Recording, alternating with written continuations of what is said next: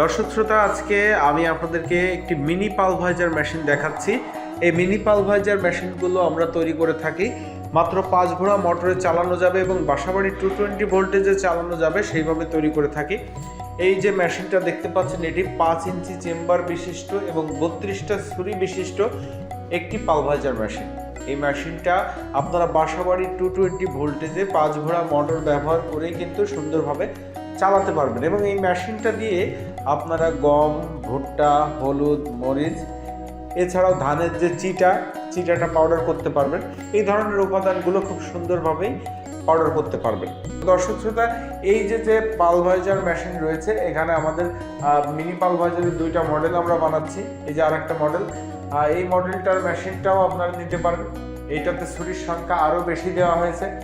তো দর্শক শ্রোতা, এই সুন্দর পালভাইজার মেশিন যদি আপনারা নিতে চান এবং যে কোনো সাইজের পালভাইজার মেশিন যদি আপনারা নিতে চান, অবশ্যই আমাদের ভিডিওতে দেওয়া নম্বরটিতে যোগাযোগ করবেন, করে আমাদের কাছ থেকে এই মেশিনগুলো আপনার নির্দিষ্ট ঠিকানা অনুযায়ী নিতে পারবেন।